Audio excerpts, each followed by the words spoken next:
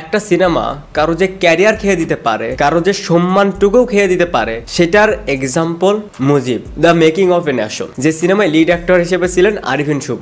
এই একটা সিনেমাকে ঘিরে কম নাটক হয়নি। এই নাটকটা, এই সিনেমাটা রিলিজের আগে থেকেই শুরু হয়। এর চেয়ে বড় কথা যে যখন যার সময় খারাপ যায় সেটা কেউ আটকাতে পারে না। আমি কিছুদিন আগেও কিন্তু একটা ভিডিও বানিয়েছিলাম এবং সেখানে কিন্তু বলেছিলাম যে আরিফিন শুভর ক্যারিয়ার আপাতত একটু রিস্কে রয়েছে। এই 1-2 বছরের মধ্যে আরিফিন শুভ যদি কোনো সিনেমা রিলিজ করে, সেটা নিয়ে দর্শকের তেমন একটা আগ্রহ থাকবে না, উল্টো সেই সিনেমাটাকে নিয়ে ট্রল হবে, তাকে নিয়ে ট্রল হবে। আপাতত 1-2 বছর এগুলা থেকে তাকে বিরত থাকতেই হবে। যাই হোক, আরিফিন শুভ হয়তো বিরতও থাকতো, বাট প্রবলেমটা হচ্ছে সে একটা সিনেমাকে নিয়ে, Mujib the making of a nation. এই সিনেমাটা যখন আরিফিন শুভ সাইন করে, তখন তিনি এই সিনেমার জন্য পারিশ্রমিক নেন মাত্র 1 টাকা। কারণ এটা বঙ্গবন্ধুর জীবনে নিয়ে একটা সিনেমা। তখন সরকার ছিলেন শেখ হাসিনা, তখন আরিফিন শুভ তেল মারার জন্য 1 টাকা পারিশ্রমিক নেয়। এরপর এটা নিয়ে অনেক আলোচনা হয়, সমালোচনা হয়। আর আমরা জানতাম এটা যেহেতু বঙ্গবন্ধু শেখ মুজিবুর রহমানকে নিয়ে সিনেমা, আর তখন সরকার ছিল শেখ হাসিনা, সো এই সিনেমাটা রিলিজের পর আরিফিন শুভ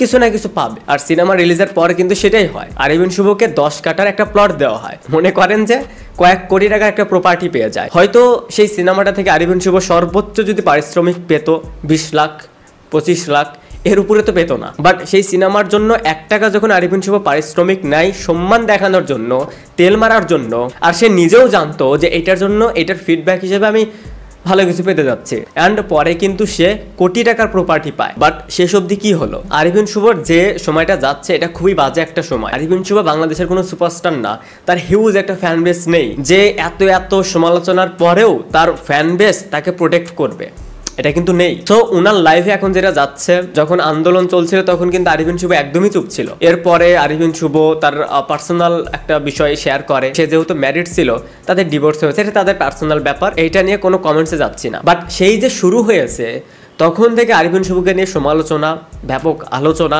এবং শেখ হাসিনার পতনের পর সবাই একটাই কথাই বলছিল যে হয়তো এবার সেই 10 কাটার প্লট আর হয়তো আরিফিন শুভর থাকবে না, বা সেটা আরিফিন শুভর কাছ থেকে নিয়ে নেওয়া হবে। এই একটা সিনেমার কারণে আরিফিন শুভর অনেক ক্ষতি হয়ে গেছে। প্রথমত সেই সিনেমার জন্য কোনো পারিশ্রমিক নেয়নি এই লোভের আশায়, অ্যান্ড লাস্ট কি হলো? এই সিনেমাটা থেকে আরিফিন শুভ একটা জাতীয় চলচ্চিত্র পুরস্কার ডিজার্ভ করতো।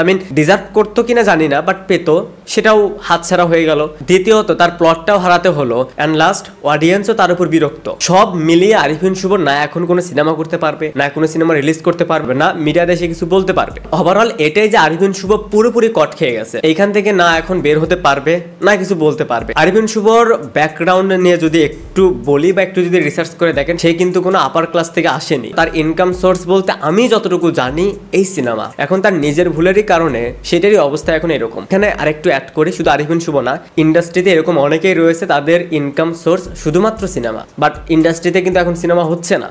এটা ঠিক হতে আরেকটু সময় লাগবে। তো তারা যে খুব ভালোভাবে চলতে পারছে, এটা কিন্তু একদমই না। তো এই কথাগুলো এর আগে অনেক ভিডিওতেই বলেছে যে একজন শিল্পীর মন নিয়ে থাকা উচিত, একজন মানুষ হওয়া উচিত। সে যদি শিল্পী হয়ে, একজন অভিনেতা হয়ে রাজনৈতিক কোনো বিষয়ে জড়িয়ে পড়ে, যখন সে রাজনৈতিক দল থাকবে না, তখন তার কি অবস্থা হবে? সে যদি তেল মেরে এত দূর আসে, সে যদি তেলের কারণে এত উপরে আসতে পারে, যখন সে রাজনৈতিক দলও চলে যাবে, তার তেলের দামও কমে যাবে। ওভারঅল বিষয়টা নিয়ে আপনাদের কি ওপিনিয়ন, সেটা অবশ্যই কমেন্টসে জানাতে পারেন। Thanks for watching.